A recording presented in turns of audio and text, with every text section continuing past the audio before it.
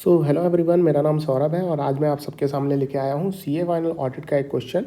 नवंबर 2017 में 5 माह का क्वेश्चन पूछा गया था। So without wasting any time let's get started with this question. तो यहाँ पे क्वेश्चन ऐसे स्टार्ट होता है, you have been appointed statutory auditor of the company for the financial year 31 March 2021 in place of retiring auditor. Retiring auditor के बदले आप auditor बने हो। During the course of audit आपने ऑब्जर्व किया कि फ्रॉड यहाँ पे हुआ है, फ्रॉड कमिट किया गया है जनरल मैनेजर के द्वारा जो रिटायर हो गए मार्च 2021 में।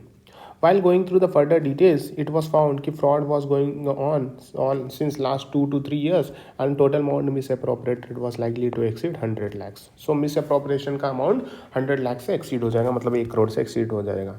So as a statutory auditor, what would be your reporting responsibilities to the government को बताने के लिए क्या अपनी रिपोर्टिंग रिस्पॉन्सिबिलिटी होगी एज अ स्टैट्यूटरी ऑडिटर, ये आपको यहाँ पे बताना है।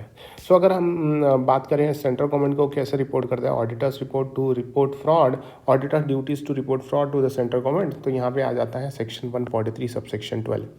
Section 143 subsection 12 of companies act 2013 बोलता है कि अगर auditor, if an auditor in course of performance of duty as an auditor has a reason to believe, उसको रीज़न टू बिलीव लग रहा है कि offence of fraud involving such amount और amount as may prescribed is being committed by in the company में offence of fraud involve हुआ है या कमिट हुआ है।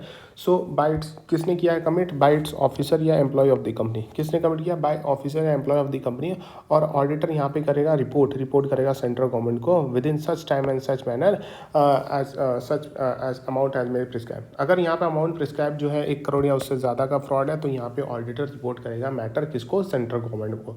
अगर यहाँ पे अमाउंट कितना है? 1 करोड़ या उससे ज़्यादा का फ्रॉड इन्वॉल्व है तो। However, in case of fraud involving lesser amount as specified that is below 1 crore, तो यहाँ पे ऑडिटर यहाँ पे रिपोर्ट करेगा मैटर किसके पास रिपोर्ट करेगा? ऑडिट कमेटी जो कॉन्स्टिट्यूट होता है under section 177 of the companies act 2013। या फिर अगर ऑडिट कमेटी नहीं है कंपनी में तो यहाँ पे बोर्ड रिपोर्ट के पास जाएगा ऑडिटर और वहाँ पे कम्युनिकेट कर देगा cases within such time and such manner as may be prescribed. Now the companies whose auditor has reported fraud to the audit committee or board but not reported to central government shall disclose a detail about such fraud in the board report or manner as may be prescribed। इसका मतलब ये है कि company ऐसी the companies whose auditor have reported fraud to the audit report, मतलब यहाँ पे क्या बोल रहा है कि कंपनीज जिसका ऑडिटर ने क्या किया था? रिपोर्ट किया था फ्रॉड रिपोर्ट किया था ऑडिट कमेटी को। कहाँ पे रिपोर्ट किया था? ऑडिट कमेटी या फिर बोर्ड को, लेकिन उसे रिपोर्ट नहीं किया सेंट्रल गवर्नमेंट को। ऑडिटर ने फ्रॉड रिपोर्ट किया ऑडिट कमेटी या फिर बोर्ड को बट रिपोर्ट नहीं किया सेंट्रल गवर्नमेंट को, तो इस केस में वो फ्रॉड का अमाउंट यहाँ पर डिस्क्लोज किया जाता है बोर्ड रिपोर्ट में in such manner as may prescribe. So rule 13 of companies audit and auditors rule 2014 बोलता है prescribe the manner of reporting. यहाँ पे बताया गया है कि कैसे होगा।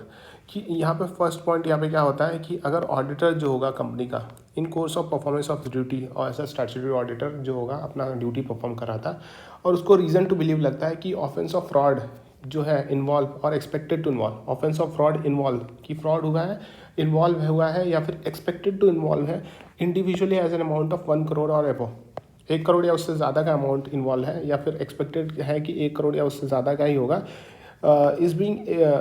इज बीइंग और has been committed against the company. कौन कमिट कर रहा है भाई? ऑफिसर या एम्प्लॉय ऑफ द कंपनी। कौन कमिट कर रहा है? ऑफिसर या एम्प्लॉय ऑफ द कंपनी। तो ऑडिटर यहाँ पे रिपोर्ट करेगा मैटर किसके पास? सेंट्रल गवर्नमेंट के पास। तो ऑडिटर यहाँ पे कैसे मैटर कम्युनिकेट करेगा?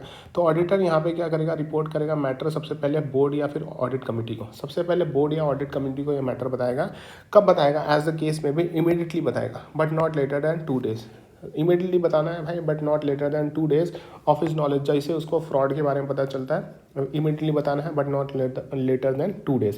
सीकिंग द रिप्लाई और ऑब्जर्वेशन विद इन 45 days। अब यहाँ पे वेट करना पड़ेगा आपको, ऑडिट कमेटी बोर्ड या फिर जो बोर्ड वाले रहेंगे बोर्ड ऑफ डायरेक्टर्स का वेट करना पड़ेगा कि उनका रिप्लाई आने का वेट करना पड़ेगा, 45 दिन रुकना पड़ेगा।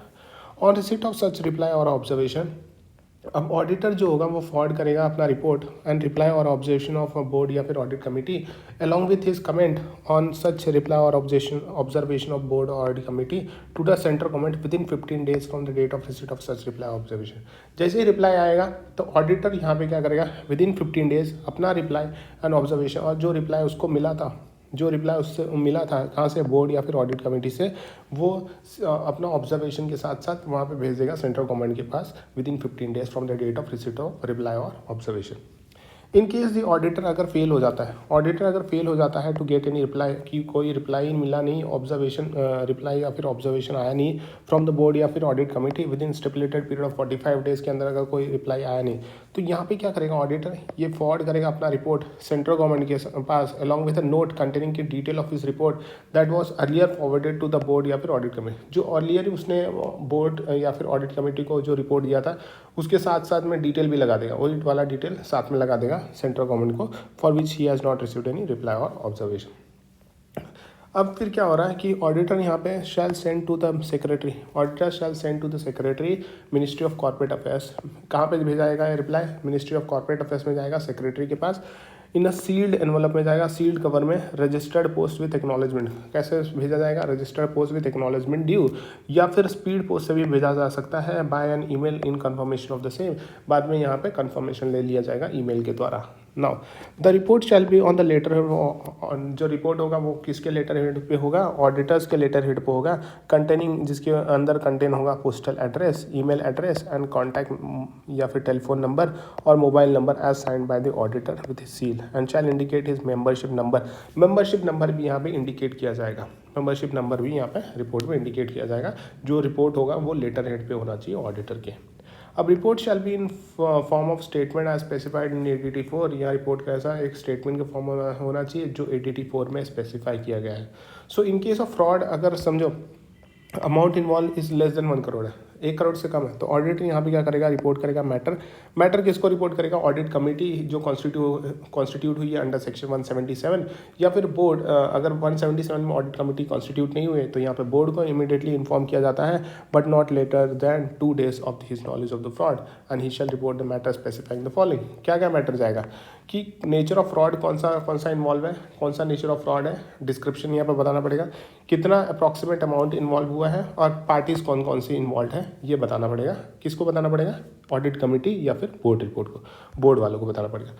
अब यहाँ पे क्या होगा? जो following details of each of the fraud reported to audit committee और board report, sub rule 3 during the year shall disclose in board report. So ये सारे डिटेल्स यहाँ पे, जो भी डिटेल यहाँ पे ऑडिटर बोर्ड रिपोर्ट या फिर ऑडिट कमेटी को बताता है वो डिटेल है ना, बोर्ड रिपोर्ट में भी यहाँ पे जाएगा, बोर्ड रिपोर्ट में जाएगा कि nature of fraud with description के बारे में बताया जाएगा।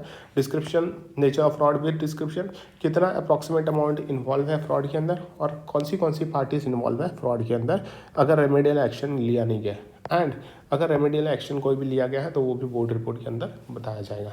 सो इसी के साथ ये क्वेश्चन यहीं पे ख़त्म होता है। बहुत इंपॉर्टेंट क्वेश्चन था। Thank you so much.